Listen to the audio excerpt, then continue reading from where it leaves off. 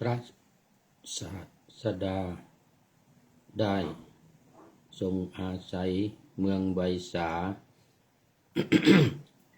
ลีอยู่ในกูตาคานสาลา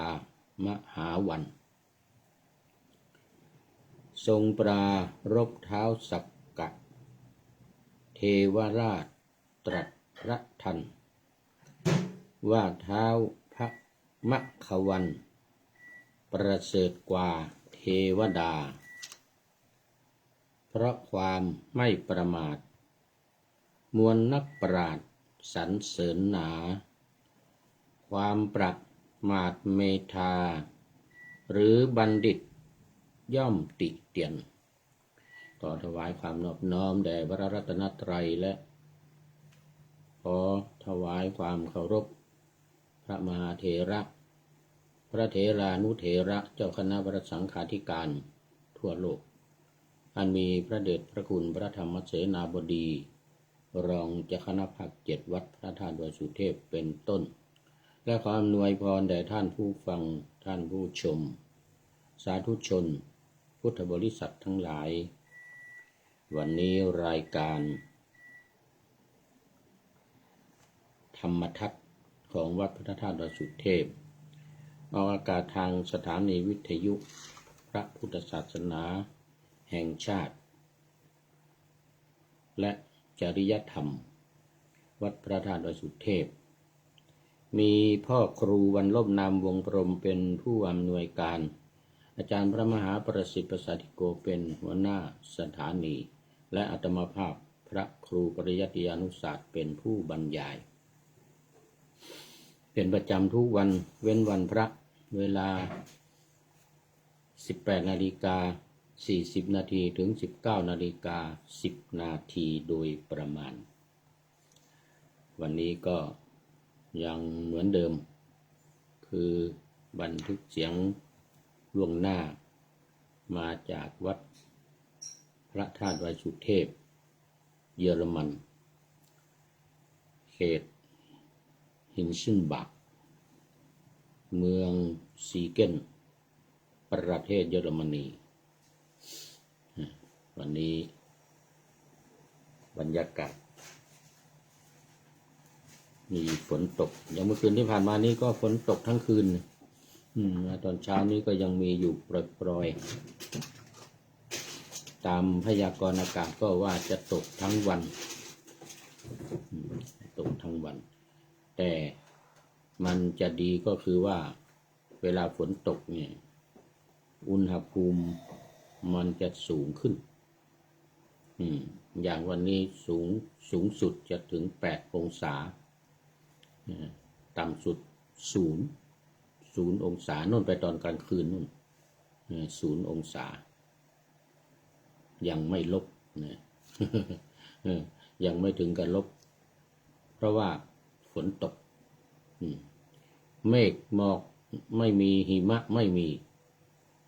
นี่ความเย็นมันจึงลดลงมันจึงอุ่นเพราะว่าฝนตก ก็ดีหน่อย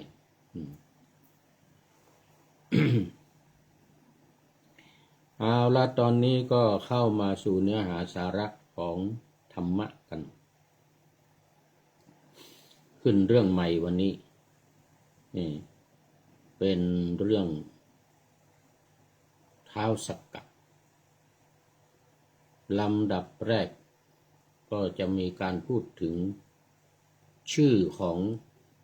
ท้าวสักกะเทวราชเนี่ยมีหลายชื่อมากมายแล้วก็มีมูลเหตุมีสาเหตุมาว่าทำไมจึงได้ชื่ออย่างนั้นเช่นคำว่าสักกะท้าวสักกะบางคนก็ว่าเรื่องมันเกิดที่สักยวงศ์ท้าวสักกะก็ได้ชื่อว่าสักกะก็อย่างนี้ก็มีนะว่ากันไปก็มีชื่อมขวานอย่างนี้นี่มขวาน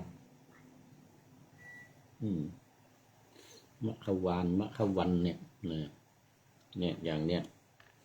ทรงปรารภท้าวสักกะเทวราชตรัสพระทันว่าท้าวมัขวันประเสริฐกว่าเทวดามัขวันอะไรท้าวสุชัมมั่งอะไรอีกอะท้าวโกสีหรือตอนหลังมานี่หลังจากนายอินขึ้นไปอยู่บนยอดภูเขายุคันธรมานี่ท้าวสักกะได้ชื่อว่าพระอินทร์นี่ นี่ชื่อว่าพระอินทร์อย่างเงี้ยเนี่ยทั้งที่ว่าคำว่าอินเนี่ยพระอินเนี่ยก็มาจากนายอินที่ขึ้นไปอยู่บนยอดเขายุคันธรบนยอดภูเขาหิมาลัยเพื่อที่จะสอดส่องดูแลควบคุมหัวเมืองต่างๆในชมพูทวีปสมัยนั้นแล้วตอนหลังมานี่อินเดียก็เอามาเป็นชื่อของประเทศอย่างเงี้ยหลังจากที่ได้แยกประเทศต่างๆไปแล้วนี่อินเดียก็ได้นำเอาคำว่า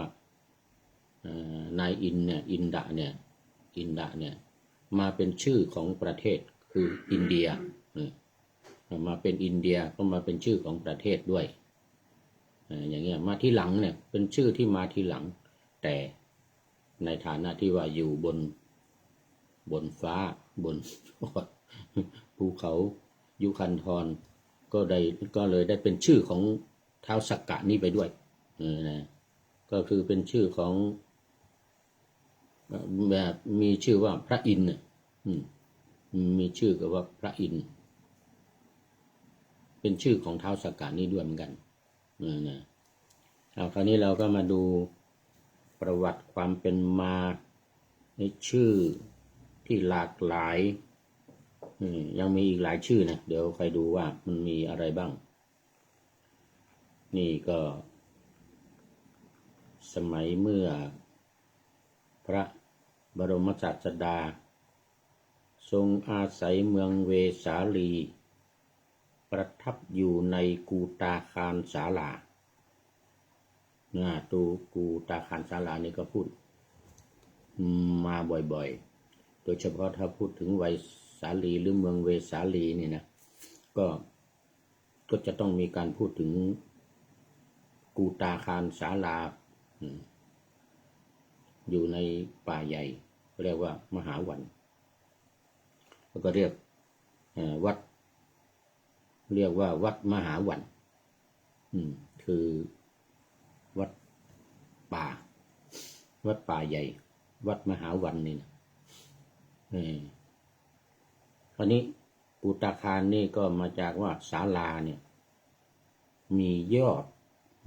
ศาลาเป็นเรือนยอดว่างั้นนะเดิมเนี่ยมันเป็นศาลาที่ว่าการของเจ้าเมืองไวสาลีสมัยนั้นสมัยก่อนหน้านั้นนะคือเจ้าฤชวีก็มีศาลาว่าการใหญ่แล้วก็มียอดสวยงามธรรมดาเนี่ยพระราชามหากษัตริย์ทั้งหลายอยู่ที่ไหนสร้างอะไรก็มักจะมียอดสวยงามเหมือนกับปราสาทเนี่ยปราสาททุกหลังต้องมียอดที่แหลมขึ้นไปข้างบนเนี่ยคำว่ายอดที่มันแหลมขึ้นไปข้างบนนี่ภาษาบาลีเขาเรียกว่ากูตะในที่นี้มันไม่ได้เป็นปราสาทมันไม่ได้เป็นเรือนอะไรแต่มันเป็นศาลาว่าการของเจ้าเมืองเป็นศาลากันเหมือนศาลากลางจังหวัดเชียงใหม่อย่างเงี้ยมันก็เลยตั้งชื่อว่ากูตาคารคืออาคารกูตาคารศาลาที่มีอาคารเป็นยอดสูงสวยงามยอดแหลมนี่เรื่องมันทีนี้สมัยนั้นพระพุทธองค์ก็ทรงปรารภท้าวสักกะเทวราชแล้วก็ตรัสพระธรรมเทศนาว่าอัปปมาเทนะมัคควาเป็นต้นซึ่งหมายถึงว่าท้าวมัคควาเนี่ยที่มีชื่อเสียงเนี่ย เพราะว่าเป็นผู้ไม่ประมาทแล้วก็ความไม่ประมาทนี้เราก็ทราบดีว่าพระพุทธองค์ทรงยกย่องว่าเป็นยอดแห่งธรรมเป็นหัวหน้าธรรมหรือว่าเป็นที่รวมของธรรมทั้งหลายทั้งหมดมารวมกันอยู่ที่ความไม่ประมาทเพราะฉะนั้นมัคควานคือพระพุทธพระอินทร์พระยาอินทร์เนี่ยนะท้าวสักกะนี่ก็จึงได้ชื่อว่าเป็นผู้ที่ยอดเยี่ยมกว่าเทวดาทั้งหลายเพราะอะไรเพราะมีความไม่ประมาทนะเหมือนที่ได้ปานาธรรมาสไว้ในเบื้องต้นบอกว่าทรงปรารภท้าวสักกะเทวราชตรัสพระทันว่าท้าวมควันประเสริฐกว่าเทวดาเพราะความไม่ประมาทมวลนักปราชญ์สรรเสริญหนาความประมาทเมธาก็คือนักปราชญ์เหมือนกันหรือบัณฑิตย่อมติเตียนคือสรรเสริญความไม่ประมาทแล้วก็ติเตียนความประมาทในทำนองนี้ อันนี้เป็นหลักธรรมที่เป็นประจำหรือเป็นสำคัญในเรื่องท้าวสักกะนี้นะมาดูว่าท้าวสักกะเนี่ยที่ได้พระนามว่าท้าวสักกะมคควานหรือมควันพระอินทร์อะไรท้าวสุชัมท้าวโกสีอะไรต่างๆนี่นะมันเป็นเพราะอะไรพระองค์ทรงสดับเทศนาในสักกะปัญหสูตรของพระตถาคตแล้วทรงตรัสว่าพระสัมมาสัมพุทธเจ้าย่อมตรัสสมบัติของท้าวสักกะไว้มากมายพระองค์ทรงเห็นแล้วซึ่งจึงตรัสหรือไม่ทรงเห็นแล้วตรัสหนอแลพระพุทธองค์นี้ทรงเห็นแล้วตรัสหรือว่าไม่เห็นหรือว่าเดาสุ่มหรือว่าเป็นนักเดาอะไรทำนองนี้นะขอต้อนรับคุณโยมจันจรัสนี่บอกว่ากราบไหว้สาเจ้าท่านพระครูนะสาธุวันนี้เป็นท่านแรกเลยเข้ามาเชียงใหม่ฮ้อนละเจ้า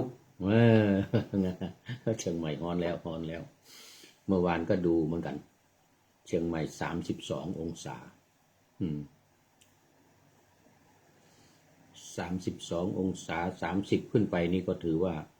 ร้อนนะทาง FC ตัวจริงก็รายงานมา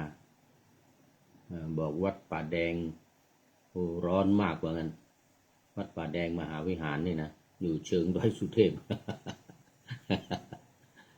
คนที่มีตำแหน่งเป็นผู้พิพากษาเขาพิจารณาคดีเช่นประหารชีวิตเขาผิดศีลไหมคะ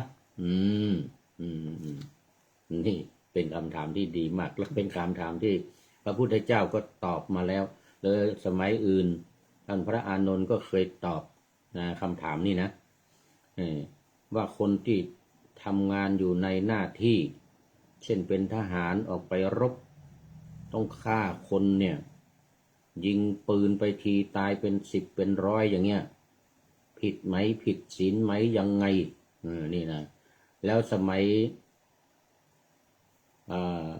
ทหารหรือเจ้าหน้าที่ของพระเจ้าอโศกพระเจ้าอโศกมหาราชที่ฆ่าพระ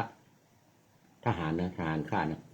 ทหารฆ่าพระเป็นหลายร้อยเป็นร้อยแล้วเอาไปเผาเอาไปโยนทิ้งที่บ่อน้ำที่เมืองไวสาลีนะสมัยนั้นนะเมืองปัตตานีบุตรนะไม่ใช่ไวสาลีขอแพง เมืองปัตตาลีบุตรโอ้ทหารฆ่าพระเลยนะในการทำสังคายนาครั้งที่3สั่งพระเจ้าอยู่หัวทำสังคายนานะแล้วก็จับพระที่เป็นพระปลอมสมัยนั้นพระเจ้าอโศกอุปถัมภ์บำรุงอย่างดีวัดอโศกเนี่ยนะเป็นโรงพยาบาลด้วยแล้วก็มีพระมาอยู่เป็นจำนวนมากเข้ามาบวชเป็นจำนวนมากปรากฏว่าเป็นพระปลอมเป็นพราหมณ์ทั้งหลายมาปลอมบวช อยู่ดีกินดีเสร็จแล้วก็ไม่ทำหน้าที่ทำก็ทำผิดอย่างเงี้ยสอนธรรมะผิดอะไรต่างๆเนี่ยโอ้เกิดปัญหามากก็เดินทำสังคายนา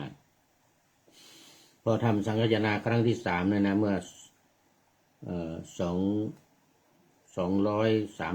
235 ปีเนี่ยนะ2345 235 ปีบางตำราก็บอกว่า300นะก็เรานั่นแหละ200-300 ปีนี่ที่พระเจ้าอโศกทำสังคายนานะทหารก็พากันเอาพระที่สอบสวนแล้วเป็นพระปลอมไปฆ่าเดี๋ยวทีนี้ฆ่าเป็นจำนวนมากนะฆ่าเป็นจำนวนมากคราวนี้ก็เดือดร้อนถึงพระราชาพระราชาคือพระเจ้าอโศกเลยเดือดร้อนถึงพระเจ้าอโศกพระเจ้าอโศกก็ไป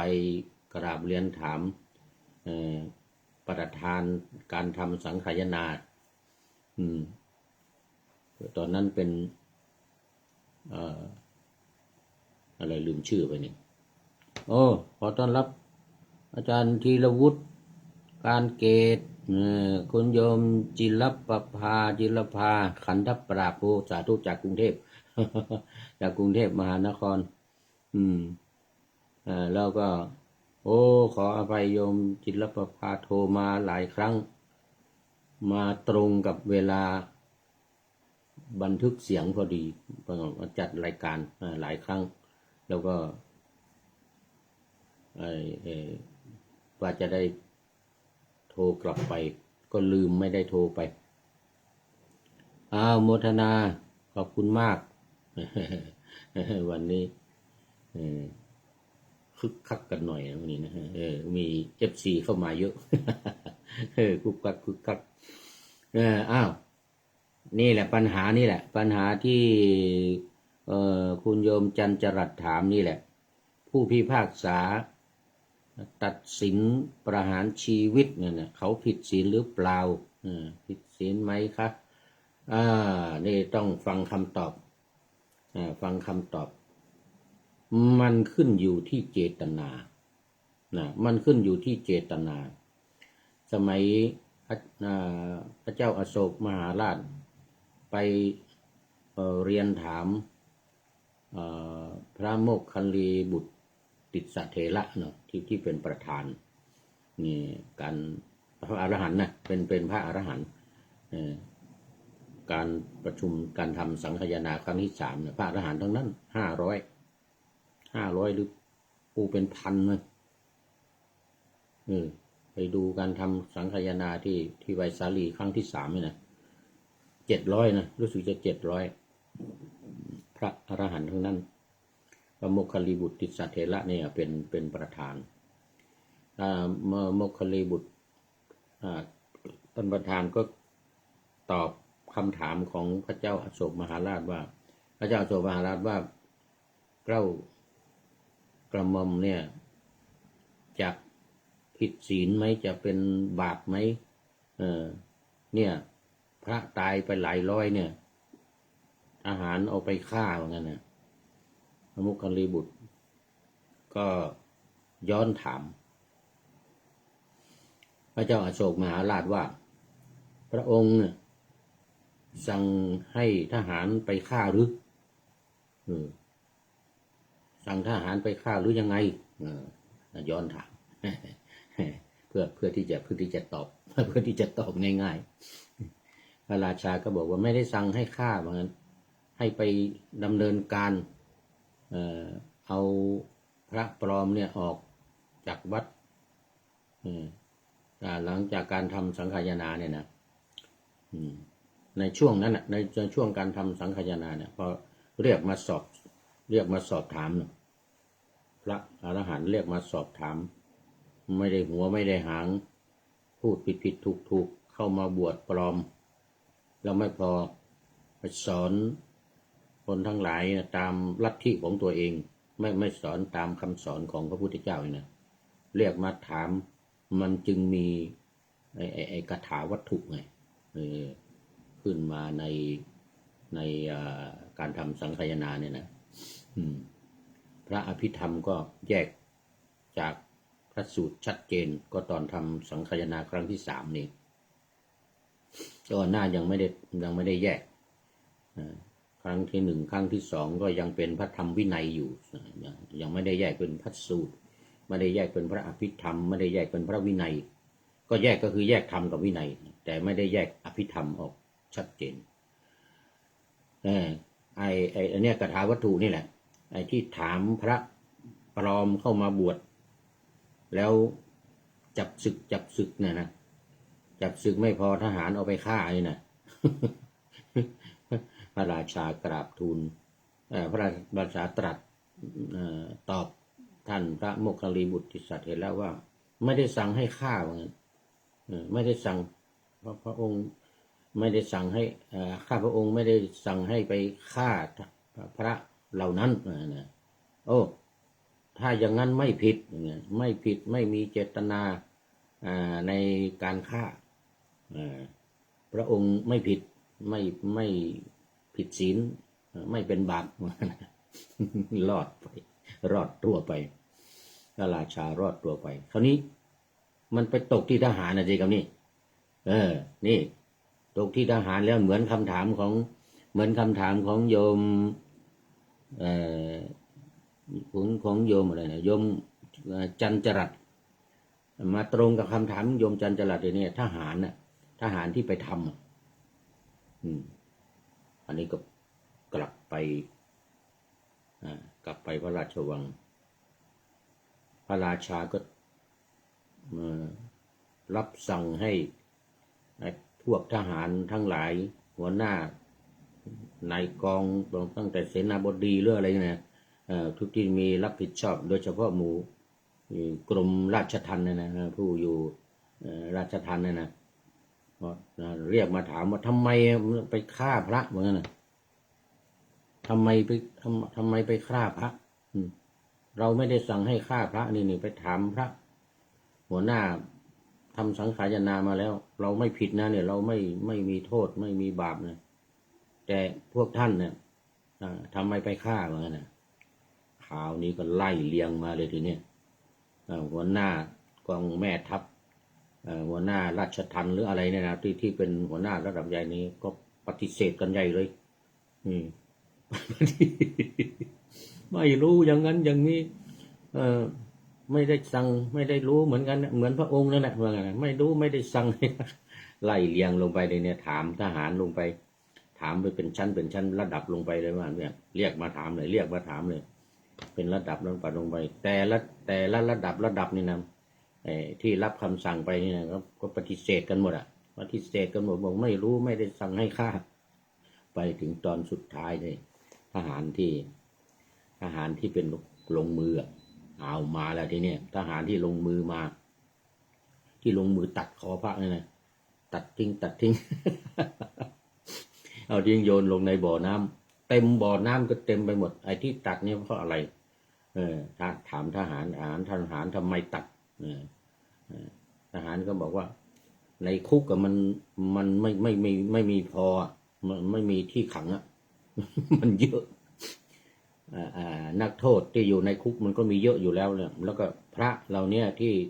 ถูกจับศึกที่เนี่ยมันก็ไม่มีที่ขังเหมือนกันก็เลยเอาไปตัดคอมัน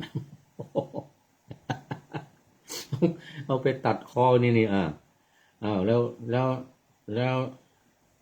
ล้วทำไมเมื่อมันก็เอาไปที่อื่นหรือเอาไปมัดหรือเอาไปเพิ่มคุกหรือเอาไปอะไรก็ได้นะทำไมต้องไปฆ่าอย่างเงี้ยนะมีคนหนึ่งโย ยกจันจลัดทหารคนหนึ่งฉลาดน่าดูนะทหารคนหนึ่งก็บอกว่าข้าพระองค์คิดว่าเหมือนกันนะข้าพระองค์คิดว่าพระราชาสั่งให้ฆ่าเหมือนกันนะเนี่ยมันไม่ได้พูดต่อหน้ากันไม่ได้รับคำสั่งต่อคุณบอกต่อกันมาว่าให้ไปจัดการอย่างเงี้ยมันกำกวมมันไม่แน่นอนมันยังไงก็ไม่รู้นะคิดว่าสั่งให้ไปฆ่าเหมือนกันก็เลยฆ่าเหมือนกันไม่ได้มีไม่ตัวเองเนี่ยไม่อยากจะฆ่าหรอกสงสารเขาหน่อยพูดดีซะด้วย พูดเก่งไม่อยากจะฆ่าแต่สงสารเขามากว่านะก็คิดว่าเนี่ยแล้วก็หลายคนด้วยไม่ใช่เขาคนเดียวนะก็คิดว่าได้รับคำสั่งมาแล้วก็ฆ่าได้เงี้ยแล้วไม่มีเจตนาในการฆ่าเงี้ยนะรอดไปเพราะเหมือนกับที่พระราชาไปกราบทูลถามหัวหน้าสังขายนาว่าไม่มีเจตนาในการฆ่าเนี่ยไม่เป็นบาปพระพุทธองค์ตรัสว่าเจตนาหังภิกขเวกัมมังวัฏฐามินี่พระพุทธเจ้าตรัสว่าเจตนาหังภิกขเวกัมมังวัฏฐามิเรากล่าวเจตนาเป็นตัวกรรมถ้าไม่มีเจตนาเนี่ยไม่เป็นกรรมไม่มีผิดไม่เป็นบาปนะไม่เป็นบาปแต่ว่าคือไม่มีความผิดนะไม่ผิดในการทำเพราะไม่มีเจตนานะไม่มีบาปแต่กรรมมันมีอยู่กรรมนี่ไม่รอดเพราะว่ากรรมที่ทำไปแล้วเนี่ยมันก็จะมีกรรมอยู่แต่โทษไม่มีบาปไม่มีกรรมอยู่คือไปทำคือไปฆ่ามีกรรมแต่ว่าพวกเขาจะมีกรรมเมื่อตายไปแล้วใช่ไหมถูกต้องกรรมนี่มันจะติดคนทำเรามีคำพูดอยู่ว่าบาปอยู่ที่คนจำกรรมอยู่ที่คนฆ่าเนี่ยอันนี้ภาษาล้านนาว่าบาปอยู่ที่คนจำกรรมอยู่ที่คนฆ่า ถ้าคนสั่งนะคนสั่งนั่นก็มีว่าถ้าสั่งด้วยเจตนาที่จะฆ่าเนี่ยนะมีเจตนาในการจะฆ่านะผิดเป็นมีความผิดมีโทษเป็นบาปมีบาปแต่กรรมนั้นอยู่ที่คนทำอยู่ที่คนฆ่านั้นต้องไปรับกรรมแต่ว่าจะมากจะน้อยก็จะลดหลั่นไปเพราะว่าไม่มีเจตนาในการฆ่าบาปไม่มีมากบาปไม่มีเลยบาปไม่มีเลยแต่ว่ามีกรรมอยู่ก็ต้องไปรับกรรมที่ตัวเองทำเป็นธรรมดาอันนี้คำตอบที่ถูกต้องก็คือว่าอยู่ที่เจตนาที่จะผิดศีลหรือไม่ผิดศีลนี่นะศีลนี่เราเป็นข้อกำหนดที่เรากำหนดกันขึ้นมาเพราะนั้นไม่ผิดศีลแล้วก็ไม่เป็นบาปเพราะว่าไม่มีเจตนาในการทำในการฆ่าพวกทหารก็คิดว่าถูกสั่งมาให้ทำเขาก็ไม่อยากจะทำอย่างเงี้ย ก็พ้นไปเรื่องบาปแต่มีกรรมอยู่เอาละตอนนี้ตอบถูกต้องนะตามหลักพระพุทธศาสนาตามหลักที่พระบรมศาสดาตรัสไว้ดูไปดูมาหมดเวลาพอดีไม่ได้เล่าเรื่อง ไม่เป็นไร